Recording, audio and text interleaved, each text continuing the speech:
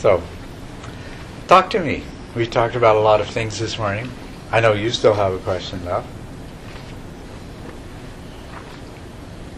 Yes? I had a question in stage 4 where you're talking about the major distraction or strong distraction and a dull one.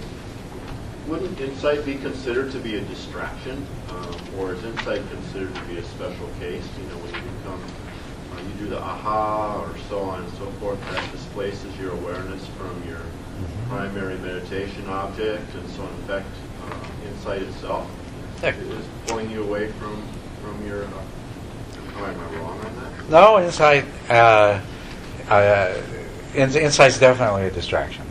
Let me explain. There's, if we can distinguish between two kinds of insights: mundane insights and super mundane insights. Okay. And really, what I think we're talking about here, at least what I'm referring to as a distraction, is what we would call mundane insights. And they are definitely a distraction that tends to make itself well known, a kind of distraction that makes itself well known, generally about the fourth stage and beyond that.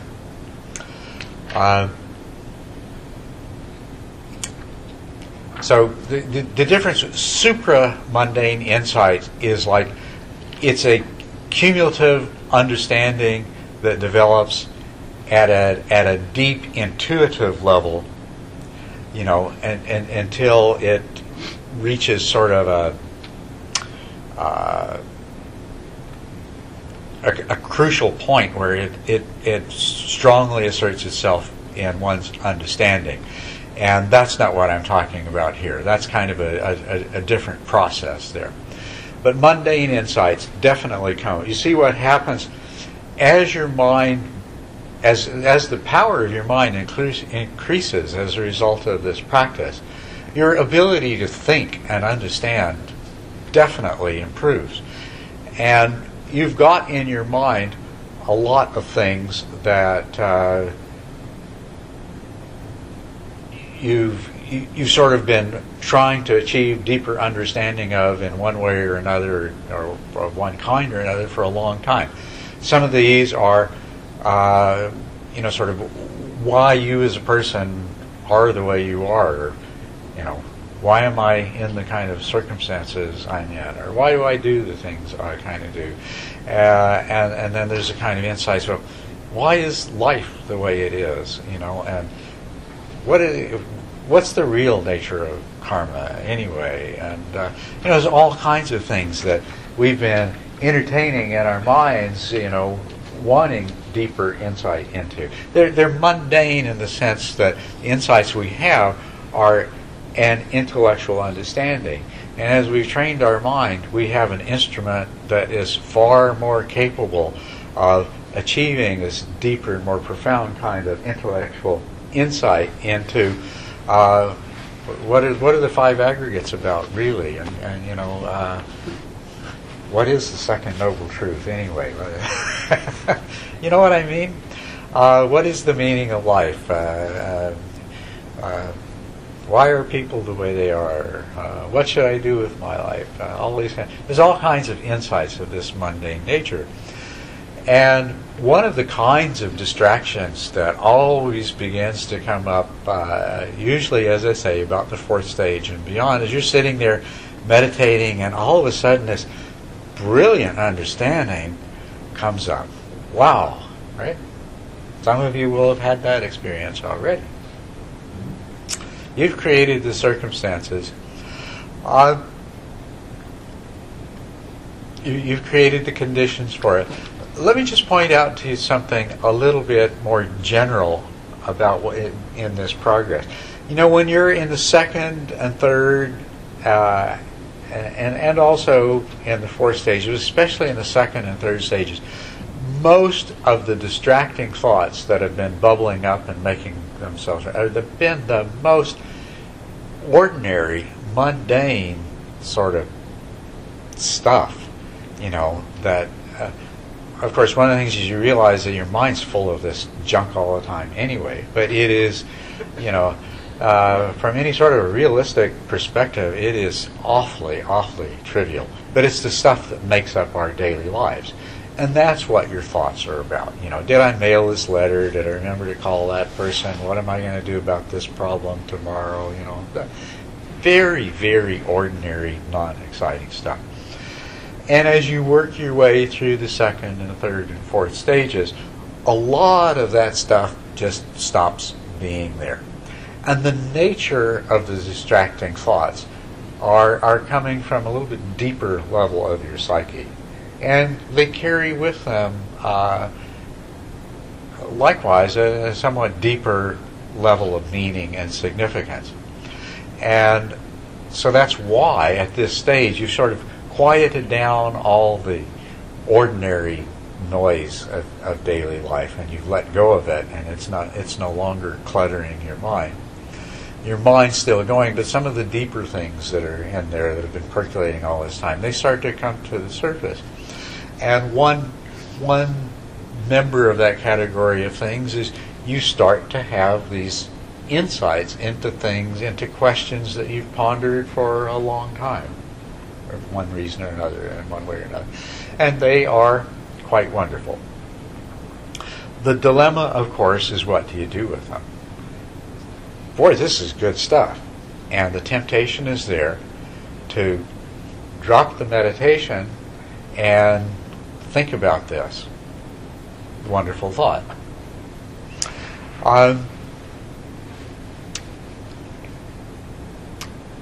And if you do that, you'll have a great sense of satisfaction with this insight that you've gained. Sometimes you can't help doing it to a certain degree because it just, the power and the appeal of it, when it appears, you're going to end up devoting some time to it. But what we find happens if you don't try as soon as you can to say, okay, that's wonderful, I'm going to spend some time really thinking about that later, and put it in your mental pocket and save it for later. If instead you, in the middle of your sit, you start entertaining this and thinking about it, you'll reach a certain point where you're kind of finished with that, and your mind has no inclination at all to go back to watching the breath. And you're filled with this sense of restlessness. And it's very hard to meditate from that point. The other thing that will happen is that your mind will try to come up with some other wonderful thing to think about. And if you surrender to that, you're going to develop a pattern where every time you sit down and meditate, some wonderful idea comes up to be wanting to be thought about. If you look at those, if you allow that to happen, and then at some point you start to, hopefully will become concerned that, well, gee, the meditation practice that I did that caused me to have these kinds of wonderful thoughts and insights, I'm not doing it anymore. I'm spending all my time thinking about things. If that causes you to look at it, what you'll find is, although you started out with a wonderful idea, a lot of the other stuff you've been thinking about is just really not that wonderful after all. It's somehow come with the mental label, with the stamp of approval that, aha, here's another wonderful insight to think about. A lot of them aren't. Your mind is, what you've done is you've conditioned your mind. Your mind has become capable of bringing up some of these things from its deeper layers. And you've experienced a lot of joy and satisfaction. So you've given the mind a lot of approval for bringing that up. And so now every time you sit down, it tries to dredge something else up. And it dredges it up with this label, here's another wonderful thing for us to think about. But a lot of them aren't. And you're not meditating anymore. Well, at least you're not doing the meditation that gave you the clarity and the calm of mind that allowed you to have the original insights. So something I will caution you about is getting. The name for this is it's the trap of insight. It's the trap of discursive brilliance. Your mind becomes clearer. Your thinking becomes clearer. You enjoy some true insight, but then it just becomes a trap, and the contents of the trap are no longer these wonderful jewels, but just a bunch of meaningless baubles. So the sooner you recognize the nature of that trap, and you go back to doing exactly the practice that created the causes and conditions for the initial insight to arise, the better. You will continue to have deep and meaningful insights arise as a result of your practice. Okay? But the way to deal with them is to say, wow, that's great, I'm going to save this for later. There is another kind of practice called analytical meditation. And the appropriate thing to do when you get to the point where you're starting to have these kinds of insights is to set aside some time in your schedule to engage in analytical meditation, where you pick something, one of these ideas or one of these thoughts, or something that you're still seeking a deeper understanding of. I really want to have a deeper understanding of dependent origination, paticca. Why on earth did the Buddha put nama-rupa after consciousness and before the six sense bases? I mean, that's an appropriate topic to engage in for analytical meditation. But separate your analytical meditation completely from your samatha practice.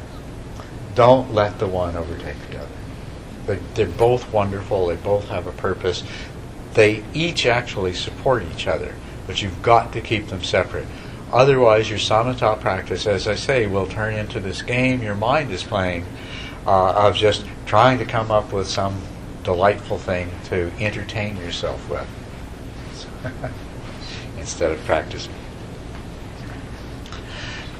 So thank you for that question. It was a very good question. And while I'm at it, I'll point out to you, it's not just insights, psychological, and some of these are wonderful psychological insights. Why I am the way now, I realize because my father was this way and I was raised this way. This is why I always do these things, and so it solves some great problems in your life. Sometimes they are good things.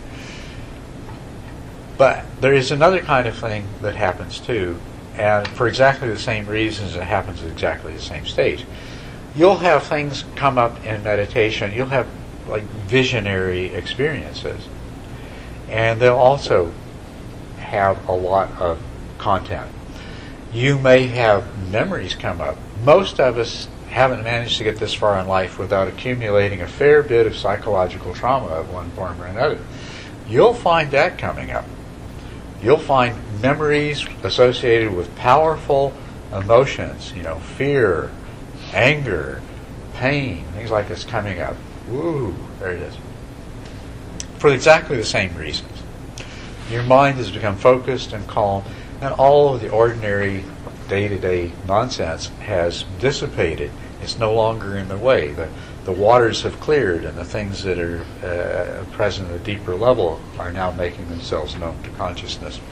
These things are important too, but the way to deal with them, if a sudden vision as a part of a memory of some episode in the past, accompanied by strong emotions, come up, what not to do is to start processing that and reliving that, because that will keep you busy for a while, but that thing will keep on exerting its influence. It will chew up your time and your energy, and right now, while you're reprocessing it and you're rehashing it and you're once again blaming the one that hurt you, or blaming yourself for the thing that you did, or whatever the emotional stuff happens to be, you process it, you re-experience it, and you're also re-imprinting it on your psyche, so it's going to continue to be messing with your mind in the future. The other thing that won't work is to say, oh, that's a terrible memory, I haven't thought of that in years, I don't want that, and squish it back down. This is going to come back. These things have been in your mind the whole time.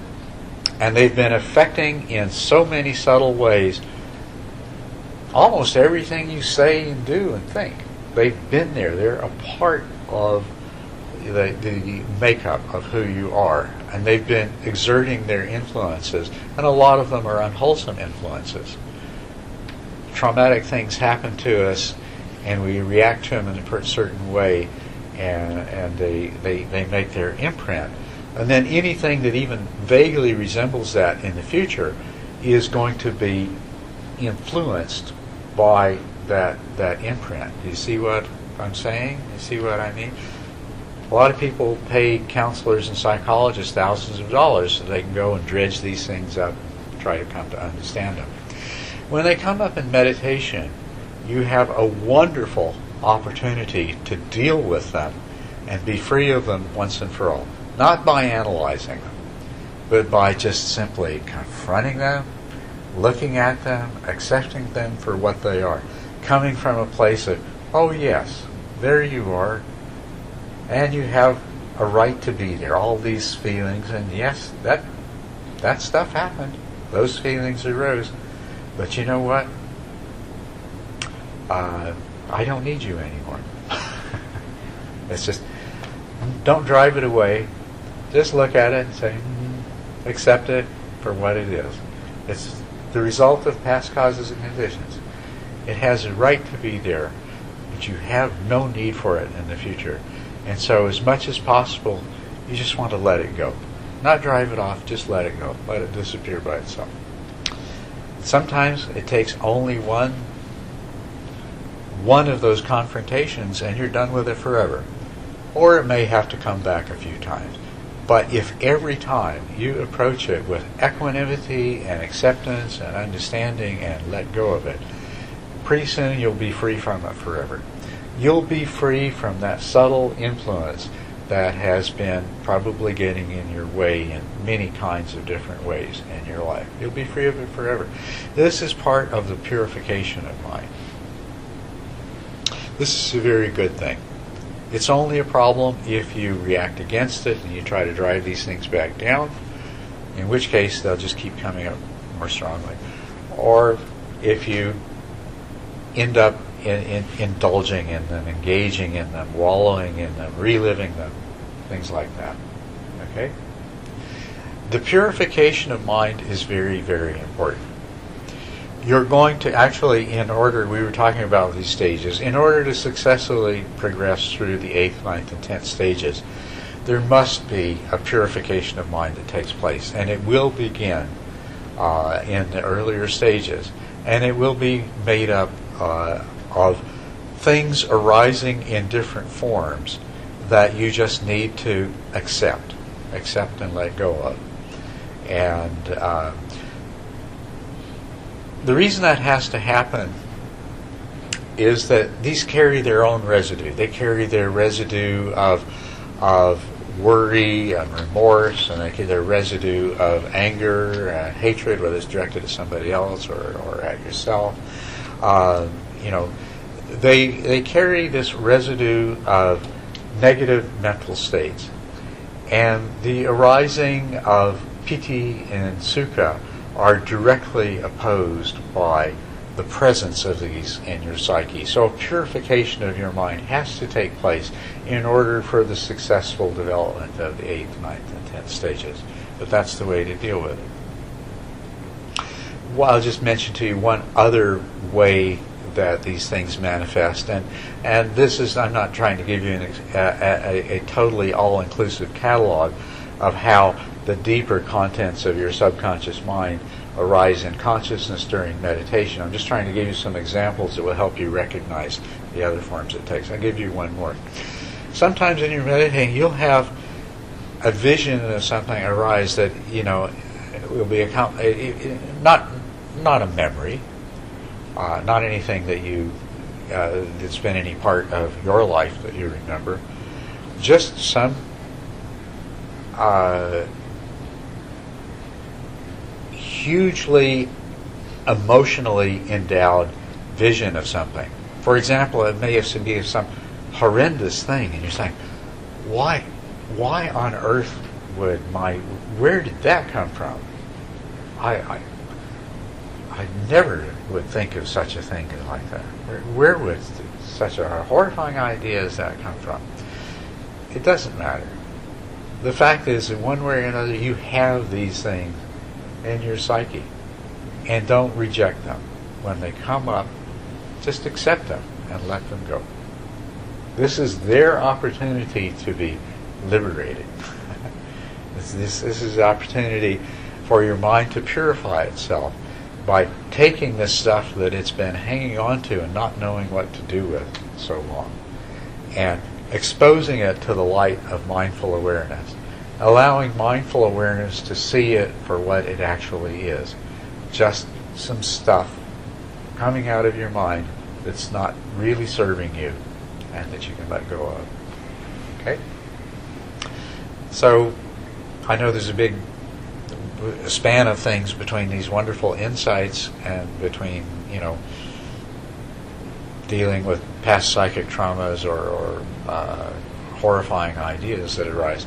But they're all of the nature of things that are coming from the deeper layers of your mind. They are a fruit of the practice, and they're a necessary part of the process. So thank you for that question. Somebody else stimulate me to say something else. I want to ask you something. Did the vision stop once you more concentrated? Like yesterday, the minute I closed my eyes, there was a vision immediately. Yeah. And then it took me out. I was happy and it disrupted my meditation. So. Yes. You will.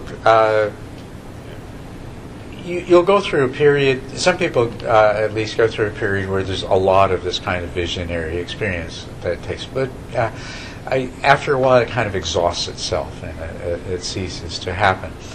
And the other thing that you mentioned earlier is that you were feeling a bodily happiness that was arising when your mind was very concentrated. Now this is, you may have recognized from my description when I was going through the stages, but this is the sort of thing that happens. It can happen at any time, but happens most specifically in the seventh and especially the eighth stage of the practice, when your concentration becomes single-pointed, and then when you have periods where it becomes effortless. And this is Piti Sukha. This is an early manifestation of Piti Sukha. And it's at this interface of unification of the mind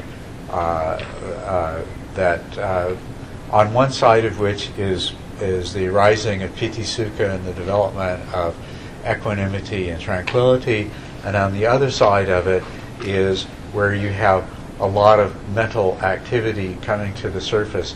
It's at the interface of unification of mind where these deeper contents are coming up. This is where the visions and the insights and things like that.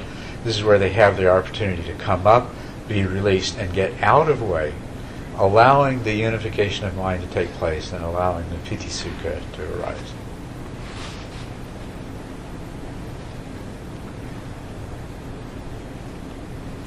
Yes. So, kind of a really practical question for me. So, being in the stage 2 to 4 realm, like I am, shouldn't I just sort of not care at all about stages 5 through 10? That's right. Is that right? Yeah. The key thing is you just always practice at the stage that you're at, and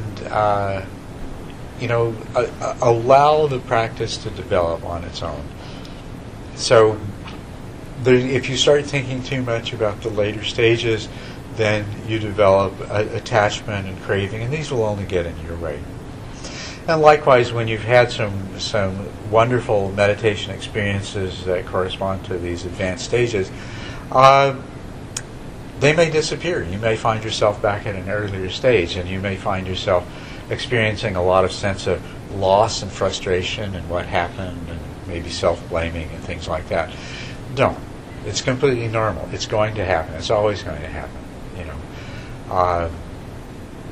So the thing is that you practice. The real value of understanding these stages is being able to recognize the state that your mind is in today during this set, the stage that represents, and then you know how to practice according to that stage. And so just always practice according to the stage you're at. Trust to the process.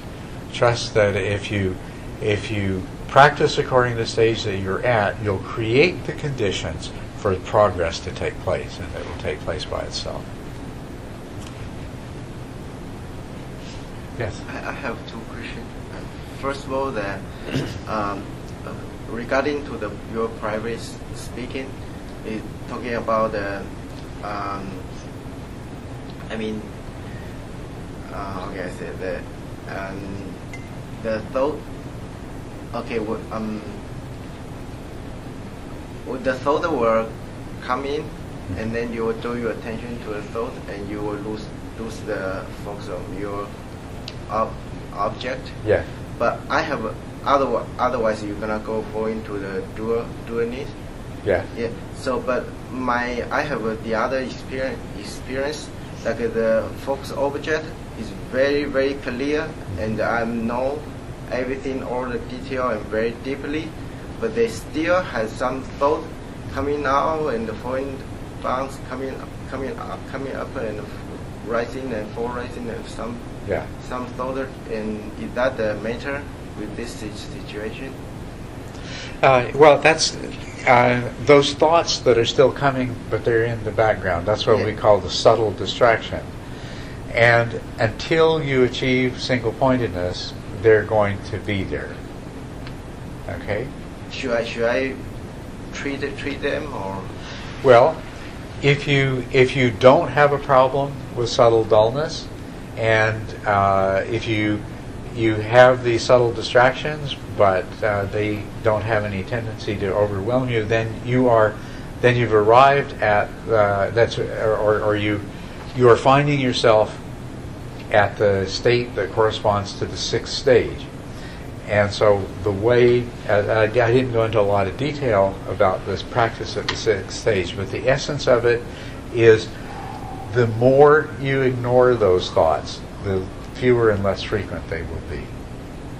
So it's just through staying very, very clearly focused on the meditation object and becoming aware of the subtle tendency of the mind to briefly go to those thoughts or to expand the awareness to include those thoughts, and trying to restrain that, just trying to keep very, that's where the words exclusive focus I think are most appropriate.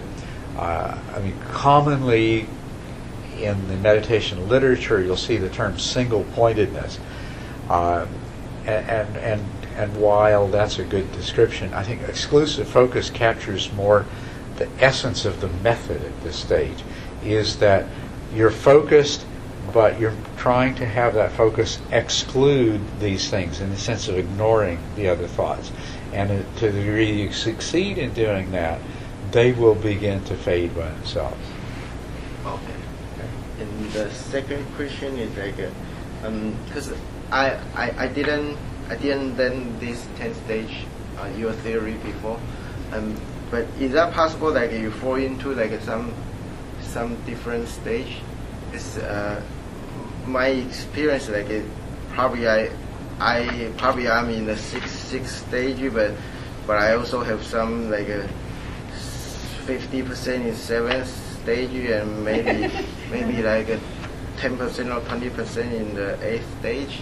Is that possible?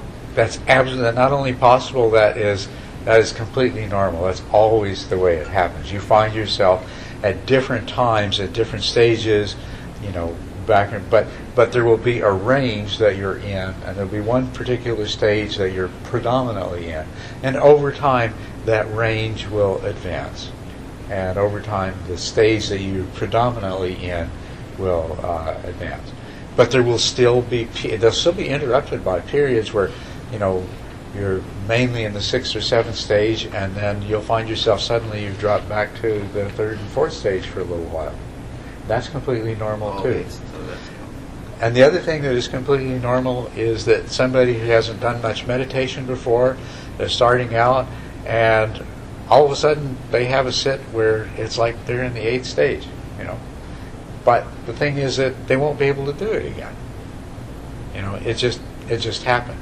And so all of that back to what I was just saying a few minutes ago, always practice according to the stage that you are.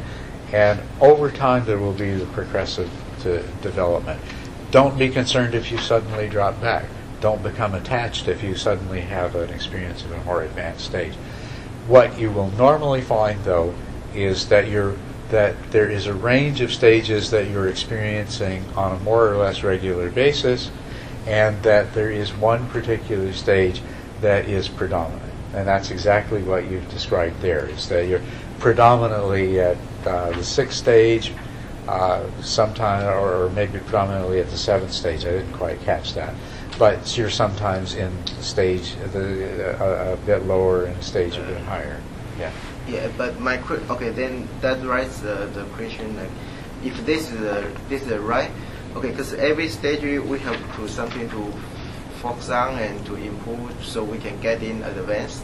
Yes. Yeah. So if some situation like this, should I focus on the solution on the 6th stage or 7th stage or? Yes. And once again, when you sit down, if there are these thoughts coming and going while you're focused. In other words, if you find yourself having an experience corresponding to the 6th stage, then you practice according to that particular level. If the next day you sit down and you find yourself that it's more at the 8th stage, you're having some piti and sukha arising and some light and things like that, you know, and then you recognize, okay, this is more of the 8th stage. So you practice according to the stage that you find yourself at that particular day. And I'm sorry, but the other question is that more personal condition. So should we talk later, or should I? Unless it's so personal that you are uncomfortable speaking in front of everyone else. Yes, but I don't know if anybody interested in, because. Well, let's try it out and see if it seems like it would be of interest then. But you know, if it's something that you would prefer not to have everybody else here. I'm really open. Oh, okay. I'm just afraid to waste everybody's time. Let's give it a try. Okay, because I didn't regular practice, I didn't follow the way you are teaching, because I never have because I'm not good in English, so I never go to your retreat, yeah. So I'm not follow yours. But the way I'm doing, I'm still use the breath as the meditation object, but I didn't count it because the count is, I think it just draw your attention to the object. But I don't need to do that, so I didn't count it. I just start from the breath, right. And then when I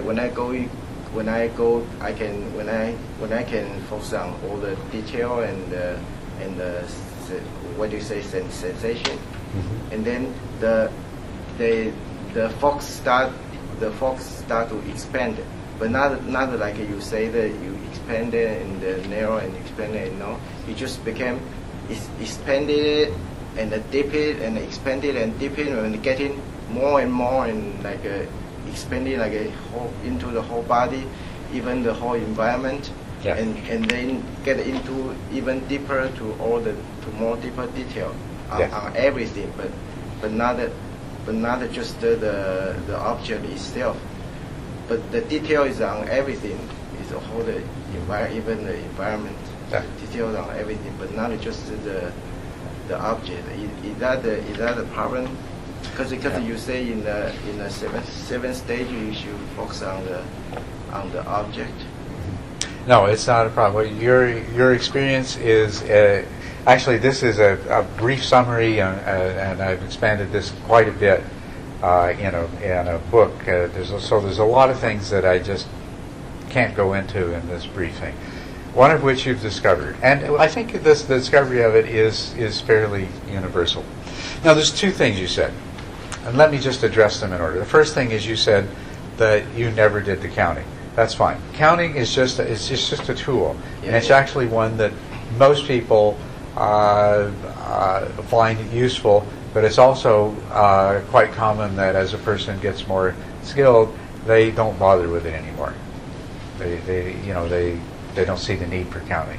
So that's not a problem at all. It's just a tool, and it's a tool that's mostly suited to the earlier stages, up to the 4th or 5th stage. Yeah, that's what I thought, but I just need to confirm.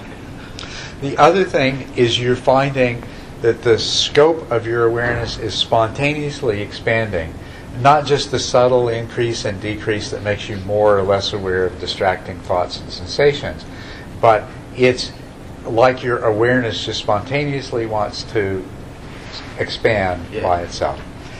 This is completely normal. I think that most people who aren't guided to do this deliberately spontaneously have this experience, and I think I think that this is it. The Buddha did not provide us with a lot of detailed descriptions and information about meditation, but this is one of the things that he did describe, I think, very clearly, although you'll find it enormously misunderstood everywhere. But in both the Satipatthana Sutra and the Anapanasati Sutra, he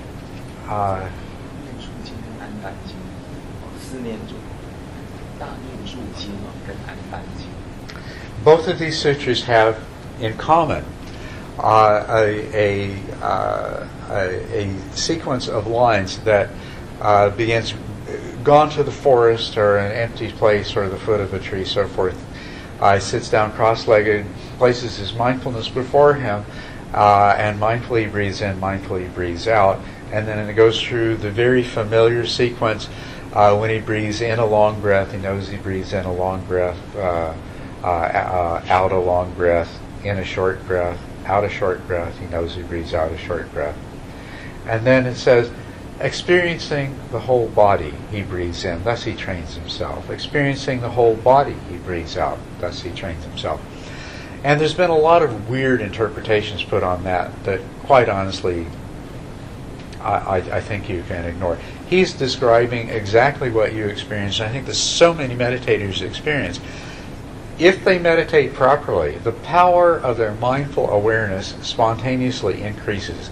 And at some point, they find that almost irresistibly, their awareness increases. And so, if you're meditating on the sensations of the breath, at some point, you can't keep it restricted to the sensations of the nose, the sensations of the abdomen. You spontaneously become aware of the sensations of the breath, of the sensations of the entire body. You find yourself experiencing the whole body as you breathe in and breathe out, which is, I had this experience. I've known so many people who had this experience, and then I read in the sutras that Buddha's describing it so completely, perfectly, clearly. It is just, it is something that spontaneously happens. But it's also something that can be deliberately used and cultivated, very, very helpful in the 6th and 7th stage, or the 5th and 6th and sometimes the 7th stage, is to deliberately expand your awareness of the breath, so that rather than small focus, you're trying to be aware of the breath in the entire body. You see, in the 5th stage, where the thing that you're primarily focusing on is enhancing the power of your mindful awareness and eliminating the vestiges of subtle dullness. If you force yourself to try to be aware of sensations occurring in a larger spatial distribution in your body with the same degree of clarity that you were doing with some isolated point, this moves the mind towards a place of more powerful mindfulness. It moves the mind towards a place of less dullness and more conscious awareness. So on the one hand, it happens spontaneously as mindful awareness develops, but you can also invoke it before you've reached that power of mindful awareness to help enhance that. And this is one of the ways of using it. Likewise, in the sixth stage, where what you would like to do is to succeed in disregarding subtle distractions so completely that they go away by themselves.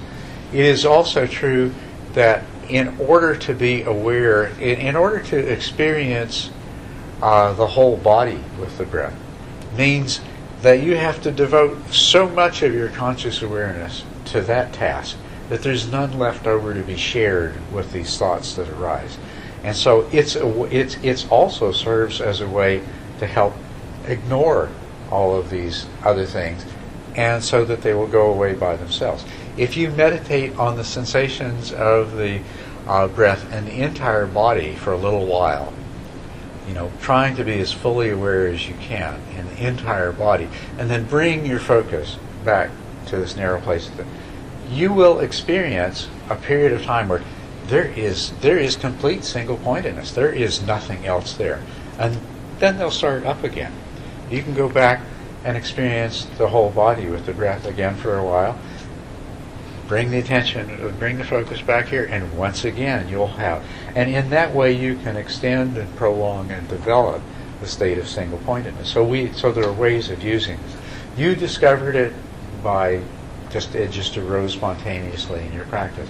But it is also a very powerful tool to be used intentionally and deliberately. And I think one that the Buddha pointed to very directly in those two sutras, and actually he repeats it again in the third sutra, that is the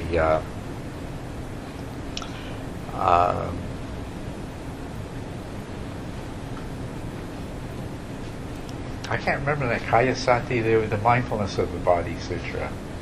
Is it called Kayasata or Sasati or? Anyway, there's four actually, considering that there's both a Satipatthana and a Mahasatipatthana. Then there's Anapanasati. And then I think it's the Kayagatasati sutra is the other one, I think.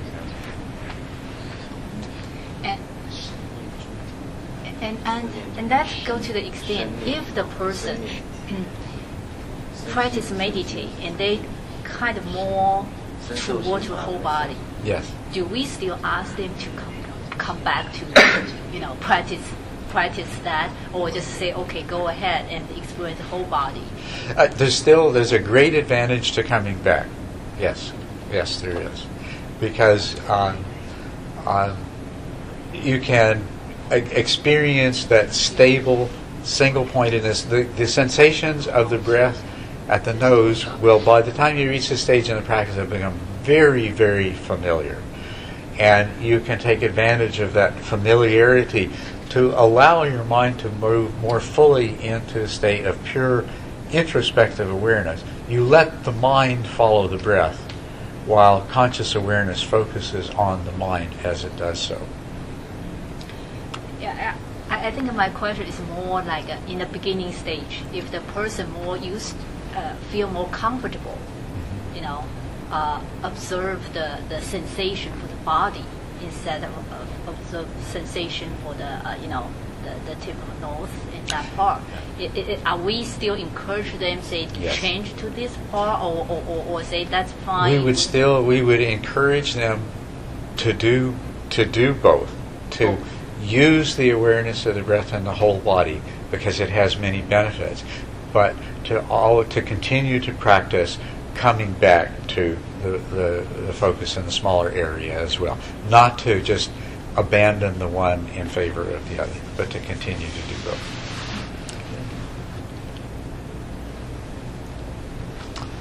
All right. We have just a few minutes before we take a lunch break. And what I would like to do, I hope I'm not overloading you. Anybody feeling overloaded with? Yeah. you're not. I mean, the rest of you are? Oh, everybody didn't shake their head as feeling overloaded? I have so much I want to share with you and so little time to do it. But, once the glass is full, there's no point in continuing to pour the tea, right? That's why we have second retreat, third retreat, fourth. We changed to a bigger cup. Okay. I want to go back to the walking meditation. And I want to show you some alternative ways to practice using the walking meditation. And in the break that you have for lunch, perhaps you'll have the opportunity to try this out a little bit.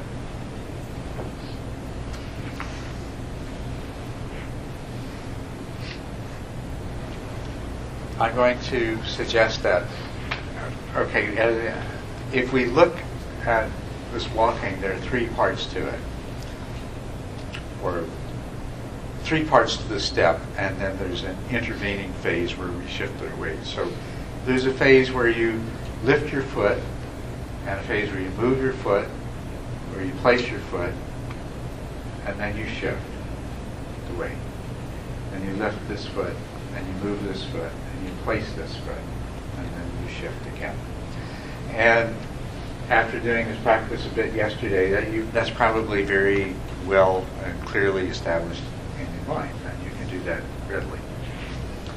Now, experiment a little bit with going to a much more refined stage of doing this, and it will necessitate you slowing down somewhat the pace at which you are.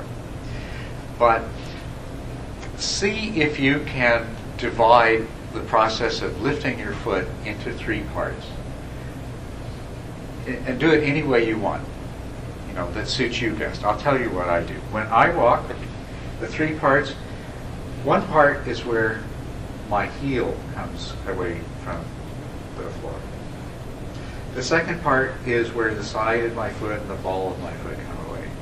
And the third part is where my toes come away. So that's the three parts.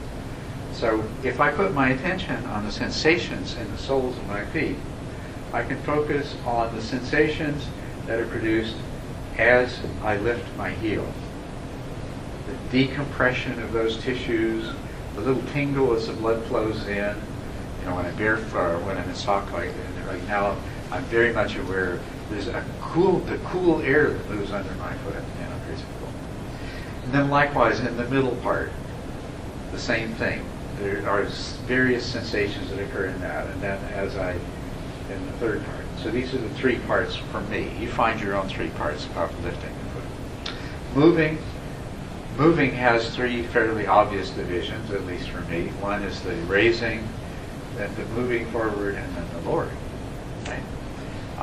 Actually, this is all in the air. By the end of the third part of the lifting, my foot's in the air. So there's a raising, there's a moving, and there's a lowering. So there's three parts to that. Now the placing of the foot can also have three parts. And what I usually do is, people walk in different ways. When I'm walking very slowly, I usually put the front part of my foot down first. And so that's the first part. And then the rest of my foot coming in contact with the ground, that's the second part. And then I just take the shifting of the weight, and that's the third part. And now I'm ready to move to the other foot. So now you find each step has 9 parts to it, right? 1, 2, 3, 4, 5, 6, 7, 8, 9. So you might like to experiment with doing walking meditation more slowly and seeing how clearly you can discern the different sensations that occur in each of those 9 parts with each step. Okay? This will take a lot of focus, but you might find that it's actually not that difficult. And set yourself. You might find this helpful. I'm not going to do this, but imagine that at some point I'm going to come to you and I'm going to say, I'd like you to describe to me the sensations in each of those 9 parts as clearly as you can. So imagine you're going to have to give somebody a list. That will help you get them really clear in your mind. And with each step, you're looking to see the same sensations recur and identify the ones that are consistently there. Right? So this is another way of doing the walking meditation. What this will do, I mean, obviously you're directing and sustaining your attention because there's a whole lot of engagement here. You've got a lot of things to do, and it's keeping you very, very focused. You'll be walking very slowly in doing this. So there'll be a lot of concentration and a lot of mindful awareness, both. It's a very powerful practice. The other thing that's interesting about this practice is the vigilance is built in. There's a built-in reminder to sustain that introspective awareness that you're not letting your attention slip too much. And that's because what you'll find is when you're walking very slowly like this, that if your attention lapses even a little bit, you start to stumble and lose your balance. And every time that happens, you'll know that your concentration is starting to slip a little bit, or that some distraction was entering you. So experiment with that way of walking a little bit, okay? Any questions about that? You can see this is just an extension. This is just an elaboration of what you're already doing, carrying it to another state. Should we hold our hands out like this? You can do anything you want with your hands, but I think you'll most likely find that either clasping it behind your back or in front of you while you're doing this very slow walking will be what works best. Some people can walk with their hands at their sides, but it actually seems to help me stay focused if I clasp my hands, and so I usually do that. But do what you want with them. Put them in the air. Close your eyes. That's right. Tune in on the FM station. We've got a few minutes to let me introduce you to yet another way of walking that's sort of the opposite extreme. I showed you sort of yesterday a moderate pace. You're just basically one step at a time, not too slow, not too fast. And then I showed you one that was really slow, going towards a lot more detail. Let's go the other way. At some point, and maybe you can do this during the afternoon practice session, experiment with this. But first of all, you'll need to walk at some different paces to just find the right speed. And what you're looking for, it becomes really clear that when you're walking very slowly that it's very unnatural. You have to be fully aware. You can lose your balance easily. That it requires a lot of awareness. It's very deliberate. Every part of it is very intentional. What you're looking for is to increase the pace to the point where it becomes automatic. When we normally walk along down the street, it's completely automatic. We don't think about any of it. We step around mud puddles and we step over things and we don't trip on tree roots and we don't even know that they're there. It's completely automatic, right? So what you're trying to do is increase your pace just to that point where you're walking fast enough that it's now, the automaticness clicks in. And that in itself is important. We find that now you're just the observer. Hey, my body knows how to walk all by itself. It doesn't really need me. I'm just a passenger riding up here in the cupola up at the top looking out the windows.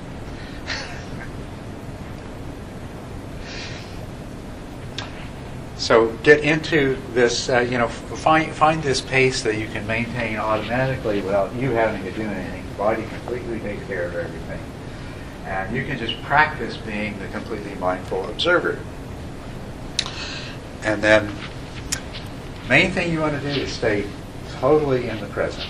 I said that yesterday, and that hasn't changed.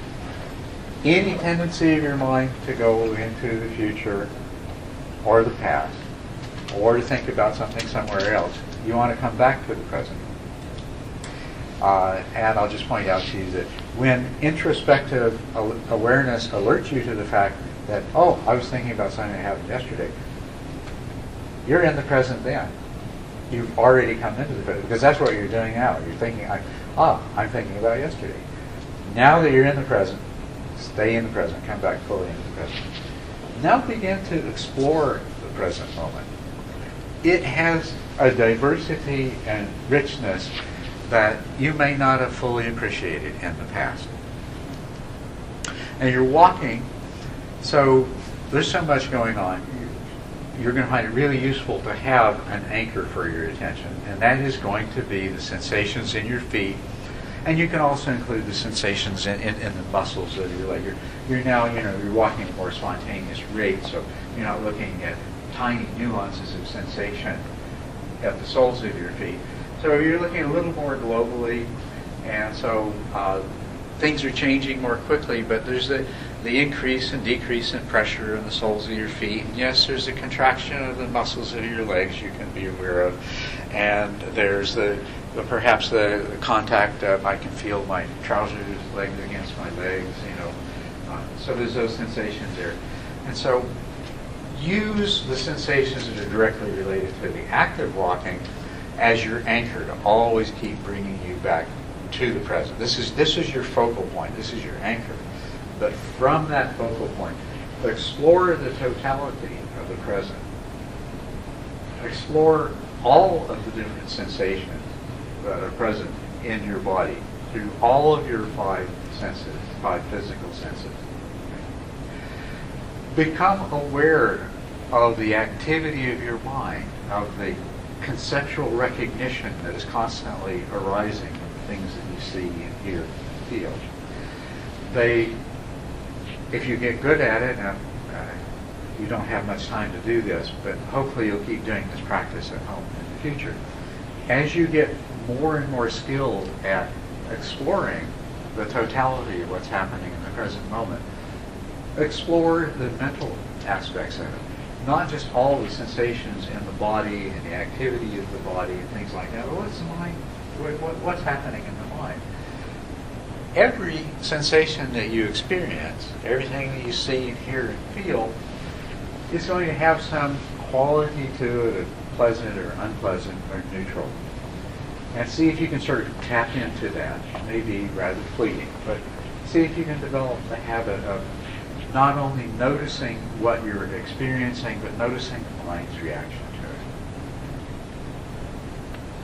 Become aware of the mental state that you're experiencing as you walk. And the subtle shifts that take place in it.